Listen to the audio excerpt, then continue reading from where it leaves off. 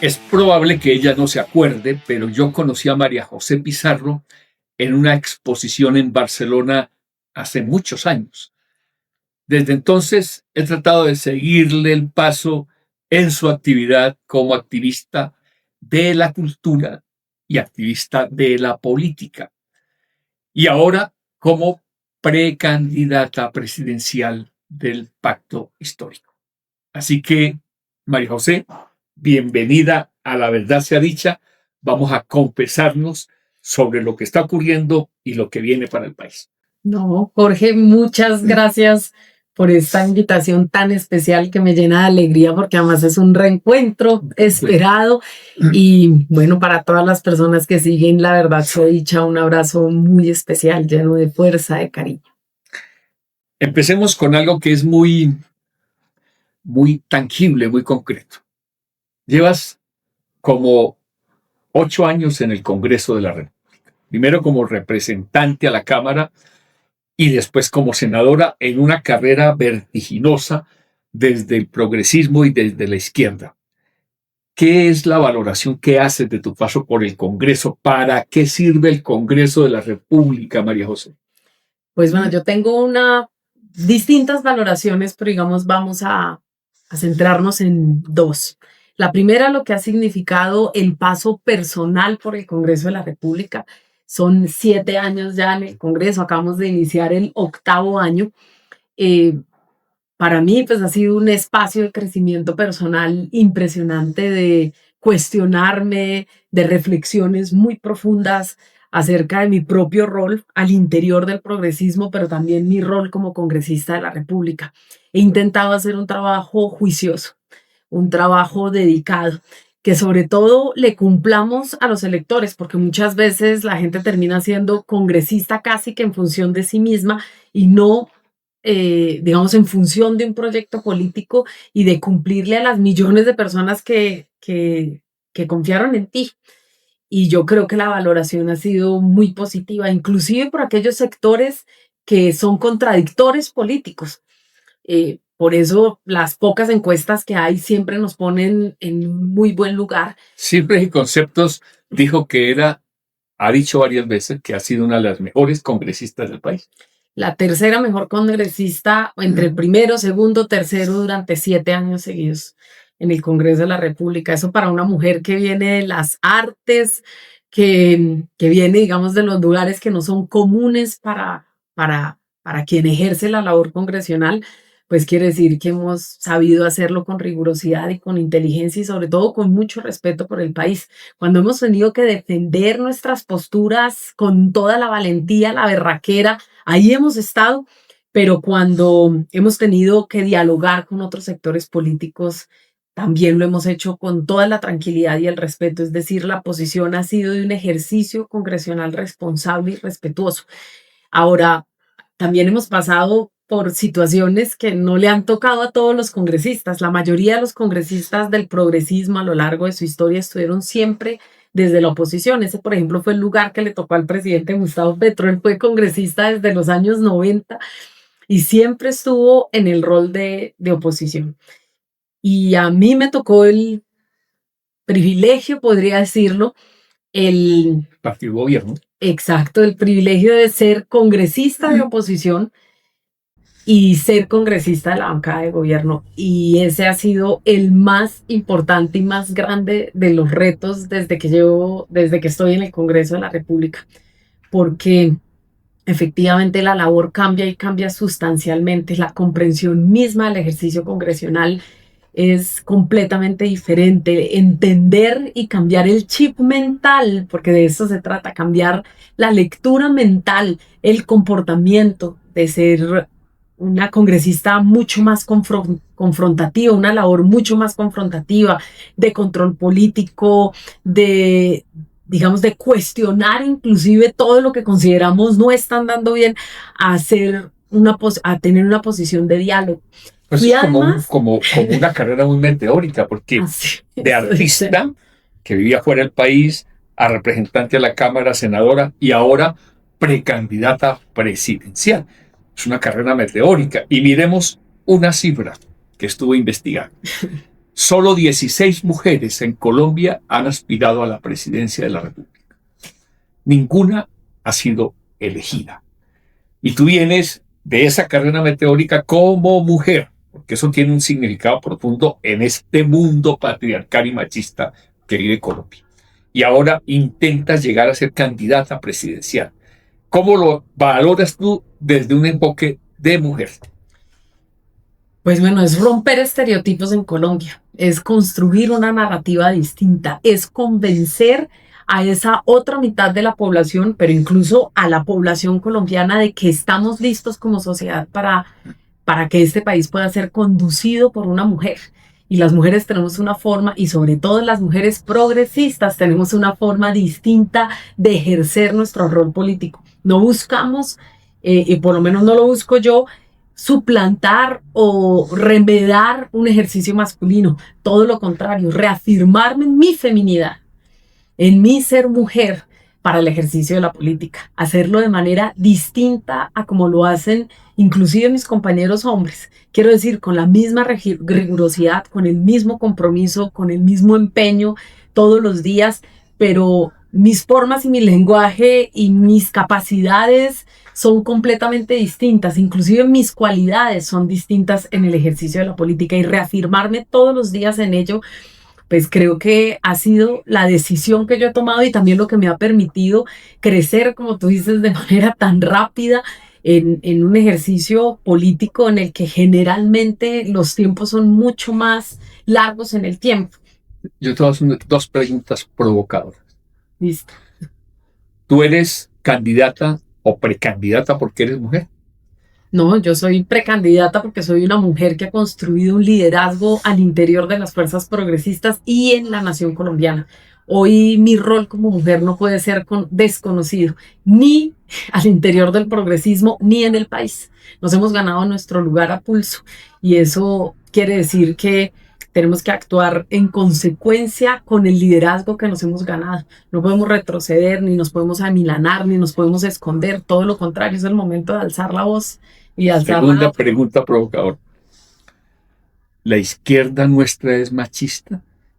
Sí, es una izquierda machista y a veces incluso patriarcal, que está buscando deconstruirse también. Yo creo que es una fuerza que ha hecho reflexiones muy importantes, pero sí, siguen primando prácticas machistas e incluso comportamientos que, digamos, con el mismo rasero con el que miden a un hombre, no miden a una mujer. A nosotras nos cuesta más.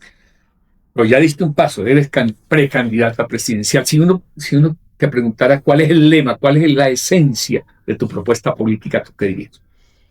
Primero, es una candidatura que tiene raíces al interior del progresismo, que tiene una historia en particular, que tiene dentro del gran espectro abanico ideario de las fuerzas de izquierda y progresista, tiene una línea política y unas raíces en particular, que es no solamente la historia de mi padre, de mi madre, de la organización política a la que ellos pertenecieron y sus aportes a la democracia de este país, sino incluso mis propias reflexiones, cómo toda esa historia pasa a través de mi cuerpo y en el momento y en el tiempo que yo estoy viviendo se expresa de una manera muy particular. En segundo lugar, es una candidatura que suma. Yo no quiero hablarle solamente a los sectores de izquierda y progresistas de este país. Yo quiero hablarle a la nación completa, y eso implica que tiene que ser una candidatura que tiene que manejar los distintos matices para nunca romper los canales de diálogo y los canales de comunicación con otros sectores políticos en Colombia. Yo no creo que el progresismo tenga que depender de fuerzas políticas o de figuras políticas de izquierda, de centro, perdón, para crecer hacia el centro. Creo que nosotros podemos hacerlo. Lo importante es el tono que manejamos y la coherencia en nuestro discurso. Es decir, que buscamos crecer más allá de nosotros mismos. Y en tercer lugar, es una candidatura posible, porque precisamente en un ejercicio de diálogo, de concertación, de conversación con otros y con otras, podemos materializar dos objetivos importantes. Lo primero, que sea una candidatura que se arraigue en los procesos sociales, en los procesos populares, en la historia y en el progresismo colombiano.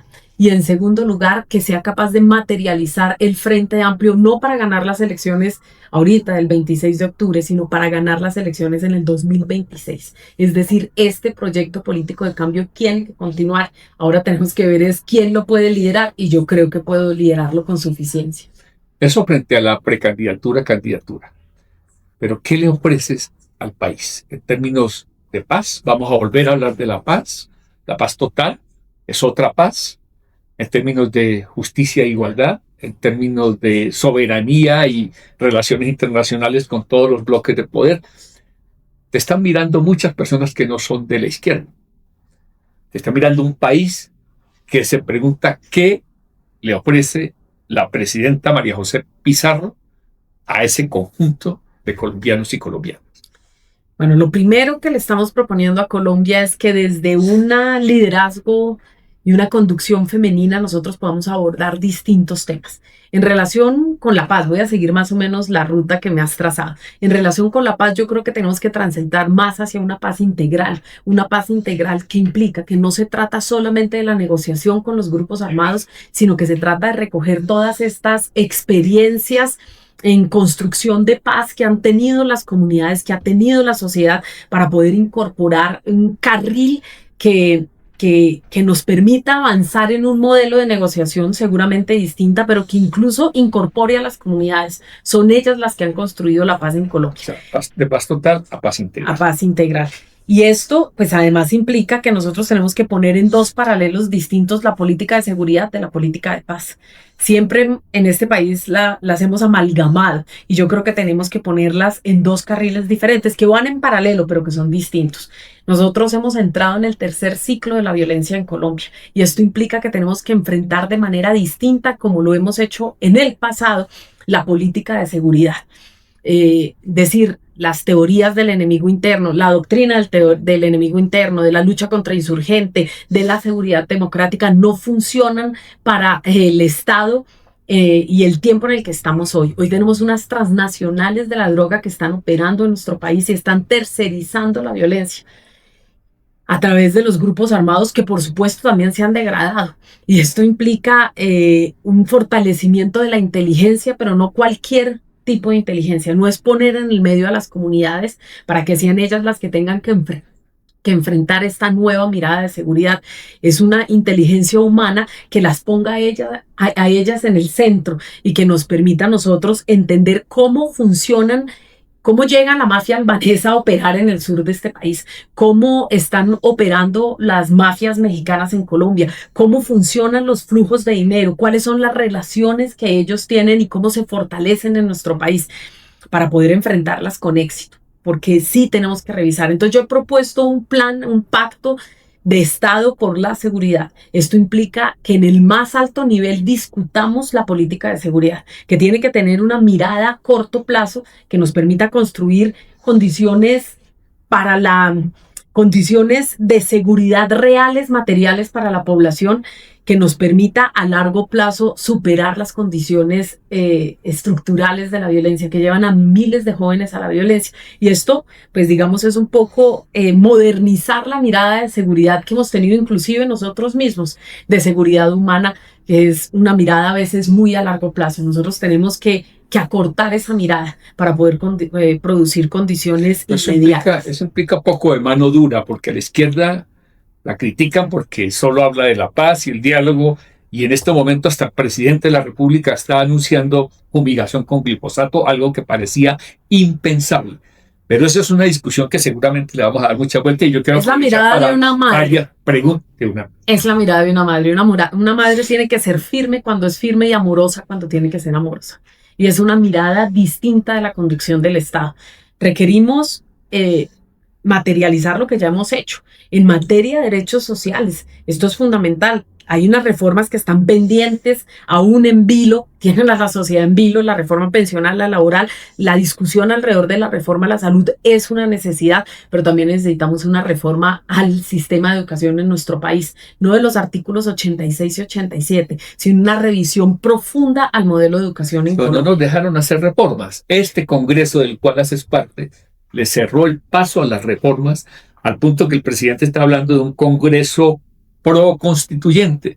Es decir, que los parlamentarios, los congresistas que vamos a elegir deberían estar pensando en convocar una constituyente para hacer la reforma. ¿Cómo se explica eso? ¿Para dónde va esa perspectiva del Congreso? Porque tenemos que superar la forma en la que se ha hecho política tradicionalmente en nuestro país. En Colombia se ha hecho una política tradicional que vuelve la discusión entre el Ejecutivo y el Ejecutivo una transacción y una continua extorsión. Así Y es. eso tenemos que superar.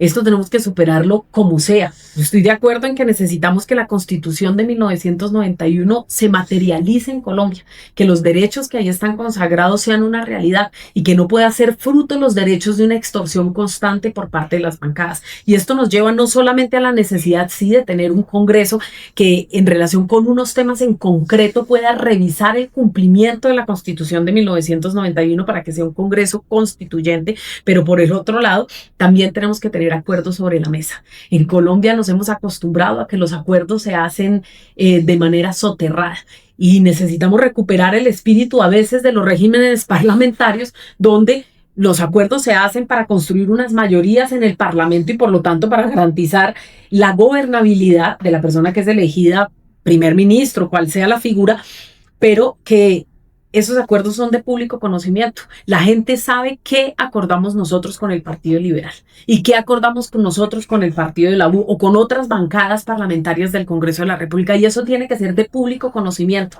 porque entonces vamos dejando de lado la tal mermelada, la tal negociación por debajo de la mesa y somos perfectamente claros. Si cogobernamos es porque vamos todos juntos en función de unos objetivos que nos hemos trazado. Eso va muy en la lógica del acuerdo nacional. Vamos a revivir el acuerdo nacional, vamos a volver a insistir en esa propuesta que no ha sido posible en el país. Hay que hacerlo, primero porque hay que lograr dos cosas: un gran acuerdo nacional, pero un acuerdo nacional con método y con responsables. Que fue lo que no nos pasó aquí no habían unos responsables y además había un sector que dialogaba, es decir, el sector más cercano, quienes fungieron como ministros del Interior, que por supuesto no era el progresismo, la discusión es con el progresismo. Nosotros no podemos estar al margen. Hasta ahora el progresismo no ha tenido un liderazgo en el gobierno para convocar el acuerdo nacional, es lo que quieres decir. Y no tenía método, unos tiempos claros. Dejamos el acuerdo nacional a los aliados. Así es. Y no a nuestra esencia de... Y no a nuestra... Que ellos tienen que participar, los aliados, tienen que participar todo el país. Pero el presidente nosotros no dijo que estar a un eso lado. era sectarismo. No, tenemos que participar todos.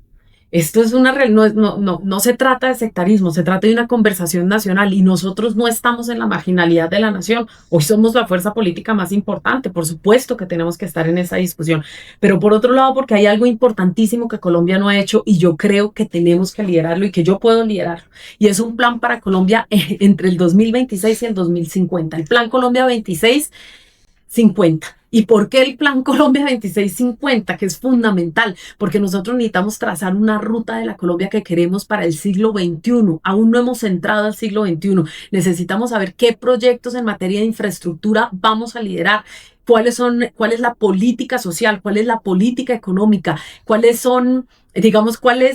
la política en términos de innovación y desarrollo para Colombia. Y eso lo que nos va a permitir es enmarcar a la nación para el futuro, y son acuerdos que también, digamos, es ese acuerdo nacional, pero proyectado hacia el mañana. ¿Y por qué proyectado hacia el mañana? Porque nos va a permitir que no importa cuál sea el gobierno que venga, porque tenemos que aceptar que hay alternancia democrática, que podemos ganar, que tenemos todo el empeño de ganar, pero que definitivamente en algún momento podrían regresar otras fuerzas. Ese plan se cumple. Ese plan se cumple porque no se trata de mi gobierno. Un plan Marshall. Sacar a Colombia del atraso. No el plan Colombia, no el que ya padecimos. No el que padecimos, un nuero plan, un plan para el desarrollo, un plan para que Colombia esté en el siglo XXI. Voy a intentar preguntas rápidas para respuestas rápidas. ¿El próximo gobierno va a ser progresista? Sí, va a ser un gobierno progresista. ¿Cuál es el legado que le deja Gustavo Petro a Colombia? Le deja una apertura democrática, una conversación democrática y un país que se enfocó por primera vez en la garantía de derechos y en la superación de la desigualdad territorial y social. ¿Y cuál es la mayor frustración? Que no hemos podido cumplir todo lo que habíamos prometido y que necesitamos con urgencia realmente un equipo consolidado, sólido desde el principio, que conozca el programa y que sea capaz de materializar. ¿Y cuál es un error de este gobierno de nuestro presidente Petro? Creo que habríamos podido manejar un lenguaje y unas formas más serenas, pero también yo creo que esto no es culpa del presidente Gustavo Petro para nada, pero creo que estos escándalos de corrupción, estos escándalos de ilegitimidad que nos han rodeado, tenemos que superarlos definitivamente. Nosotros, y eso es lo bueno, hasta ahora al interior del progresismo hemos mantenido y podemos salir a caminar por el país con la frente en alto, pero estos escándalos sí nos hicieron muchísimo daño. Bueno, tú vienes de Maíz y ahora tienes un partido que se llama Progresista. Eso es nuevo. Y a partir de esta personería jurídica vamos con el pacto histórico en función de una sola candidatura y después de un frente amplio en función de una presidencia. ¿Es así correcto? Así es, así es. Nosotros hoy, claro, tenemos igual una personería que nos ha sido otorgada, que es Progresistas, pero condicionada. Esto nunca se había visto en la historia democrática de este país, los derechos fundamentales condicionados a unos procesos sancionatorios frente a los cuales nosotros no tenemos ninguna responsabilidad. Y esto, pues ya hemos presentado los recursos, las tutelas que esperamos fallen a nuestro favor y nuestros derechos políticos sean garantizados plenamente y que no exista un perjuicio, porque según ese condicionamiento, nosotros ni podríamos estar en la fusión del pacto histórico, ni podríamos participar con garantías electorales en este espacio. Luego vamos a dar toda la pelea y esperamos que así sea, pero el camino democrático que está abriendo el pacto histórico no tiene precedentes en el país. En primer lugar, porque ni reversa, pero muestra que hemos alcanzado un nivel de madurez política, que hoy le estamos proponiendo al país una ruta en términos y una claridad en términos organizativos y de cohesión que no se veía en Colombia desde hace décadas y menos al interior del progresismo. Hemos tenido distintos momentos, la Alianza Democrática M19, el Polo Democrático Independiente y por supuesto ahora esta fusión del pacto histórico. Pero hoy le estamos hablando al país. Nunca antes los medios de comunicación habían estado tan interesados por lo que sucede al interior del pacto histórico y exactamente, y exaltando el nivel de organización y cohesión. Es decir, si nosotros logramos que la composición de las listas al Congreso sea de manera democrática, vamos a robustecer nuestra presencia. Por supuesto, tenemos que cuidarnos de los manguitos muy fuertemente. En segundo lugar, si logramos presentar una candidatura única, que jalone, que nos reúne, que nos cohesione a todas y a todos, pero que nos garantice que ganamos en el 2026, habremos dado un paso importantísimo. Y el Frente Amplio, porque con ese Frente Amplio, con discusiones claras, con metas, propuestas, coincidencias ideológicas, vamos a gobernar hasta el 2030. Necesitamos que en el 26 de octubre haya por lo menos 3 millones de votos por esta consulta, porque eso le va a dar mucha fuerza a este sector de la izquierda. Así es, y que el Consejo Nacional Electoral y el cónclave que yo vengo denunciando desde hace meses no se oponga, no temiéndole a la democracia, porque lo que demuestran es que le tienen temor a la democracia. No están permitiendo que nosotros sigamos la ruta que nos hemos trazado, sino que nos ponen talanqueras de tipo jurídico para evitar la fusión del pacto histórico. Lo que sabemos es que la próxima semana se va a tomar una decisión fundamental, el 17 de septiembre. Y el 17 de septiembre nos dirán si podemos tener una fusión completa o una fusión dividida. Es decir, nosotros tomamos la decisión de unirnos y ellos nos merman y ellos nos dividen.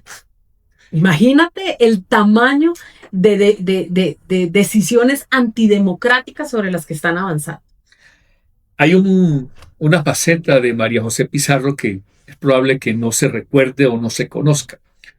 María José Pizarro, yo no digo que fue refugiada, yo digo que fue migrante, pero ser migrante hoy en el mundo es todo un desafío. No solo es el cambio climático, que ya es un grave problema, no solo es la guerra, que ya es un grave problema, son las migraciones con este gobierno que tenemos en Estados Unidos y demás. ¿Cómo es su pasado migrante? ¿Cómo es esta historia? Porque hay muchos colombianos en el exterior de los cuales poco se habla. y creo que pueden mandarle un mensaje. Hay una diáspora colombiana que se estima en aproximadamente 10 millones de personas. Es el número de colombianos y colombianas que estarían irregulares o regulares en los países de acogida, porque así hay que llamarlos, son países de acogida. Yo, María José, fui exiliada política, migrante transfronteriza. Como exiliada política te conocí en Barcelona. Así es. Y desde niña, desde los 7 años, he tenido múltiples exilios y también migraciones y migraciones transfronterizas. Es decir, yo, como muchos colombianos y muchos hombres y mujeres de distintas nacionalidades, he tenido que huir atravesando las fronteras y superando todas las vicisitudes para poder construir un lugar seguro para mí y para mi familia. Quizás no hay otro candidato o candidata presidencial en Colombia que tenga mayor experiencia en el asunto migratorio como María José Pizarro. Ahora bien, dentro de esos exilios y demás, hay uno sobre el cual voy a hacer referencia ahora. ¿Quién es Aquiles? ¿Quién escribió una novela sobre Carlos Pizarro León Gómez y le dijo Aquiles a Pizarro, haciendo una alegoría con los clásicos griegos? Estamos hablando de Carlos Fuentes. Aquí tengo este libro que me parece que es genial. Se llama Carlos Fuentes, el escritor, que es el gran escritor mexicano, y Aquiles o el guerrillero y el asesino, una novela que no se conoce mucho en el país, pero que es fascinante, viniendo además de un escritor como Carlos Fuentes. Y yo quería hacer mención a esa novela porque aquí tenemos claro que hay una historia del M-19. Ospina es Castor, Bayard es Pelayo y Bateman es Diomedes. Pero Aquiles es Carlos Pizarro. Y quiero terminar esta conversación hablando de Carlos Pizarro, por el que apostamos, por el que queríamos que fuera presidente. ¿Qué significa no ser la hija de Carlos Pizarro, que ya lo sabemos, pero qué significa este legado que deja Carlos Pizarro León Gómez para la democracia y la paz en Colombia? Mira, Jorge, yo he dedicado los últimos 25 años de mi vida a reivindicar la figura de mi padre y a reconstruir la historia del movimiento 19 de abril, de la Alianza Democrática M-19, que es importantísimo, pero también de la historia contemporánea de Colombia. Y ese ejercicio me ha llevado, por un lado, a construir una identidad política desde mi ser maduro. ¿A qué me refiero? Yo no recupero las banderas de mi padre porque sea mi padre, porque me haya criado, sino las recupero porque encontré en esa búsqueda de 25 años coincidencias ideológicas, como una mujer adulta, como una mujer que ya era madre. Es decir, llegué a este camino por convicción y no por herencia solamente. Cargo con mi herencia al lado, ya no es un lastre, ya no es algo que me pesa, ya no me duele. He logrado sanar y ese es un proceso de catarsis que yo le propongo a la nación colombiana, que seamos capaces de superar nuestras eternas divisiones, que eso era lo que quería mi padre y que pudiésemos construir una nación para todos, una paz que se sustentara en la justicia social, es decir, primero la justicia social y viene luego la paz, pero es la paz en la justicia social. En tercer lugar, un hombre que creía que podíamos construir una nación para todas y para todos, sin distinciones, que se propusieron desde que hablaron del sancocho nacional, que podíamos tener un espacio de conversación y una construcción de una narrativa nacional que nos integrara, sin distinciones territoriales, raciales, de clase. Y esa es la nación que yo creo tiene que ser la nación del siglo XXI. Y en tercer lugar, una conversación amable, una conversación serena, una conversación que nos permite ir construyendo confianzas. Yo creo que mi padre tenía una capacidad que yo he heredado, pero por mí misma. Sí, mi padre era hijo de un comandante de las Fuerzas Armadas de Colombia. Fue un guerrillero. Se había criado y se había formado en espacios de privilegio. Renunció a todo eso para luchar por una Colombia en la que él se pudiese sentir cómodo y que nos pudiese otorgar a todas y a todos la posibilidad de de crecer con toda nuestra potencialidad. Él de alguna manera fue como el Aquiles, que se robó el fuego a los dioses y se lo entregó a los hombres. Y, y yo he heredado esa posibilidad de conversación tranquila, de entender las distintas naciones que viven en Colombia. Este hombre dio su vida por la paz y por Colombia. Y Carlos Fuentes, el gran escritor mexicano, empezó a escribir esta novela con una frase contundente. Hay hombres a los que recuerdas aunque nunca los hayas visto. Y traigo a colación esta frase porque muchos jóvenes no saben quién fue Carlos Pizarro y van a saber quién es su hija ahora como precandidata presidencial. Hay hombres a los que nunca hemos visto, pero siempre vamos a recordar. Mucha suerte en su campaña, en su precandidatura. Este programa, la verdad sea dicha, está al servicio de la unidad de todos estos sectores, porque estos sectores de izquierda tienen mucho que aportarle a un país en democracia y en paz. Gracias, querida María José. Me alegra mucho que estés aquí y te deseo lo mejor. Gracias a ti, Jorge, por la confianza, por el cariño siempre. Y tú sabes, en Colombia debe saber de mi compromiso irrestricto con la nación colombiana, de mi amor profundo, el amor de una hija y de una madre de este país.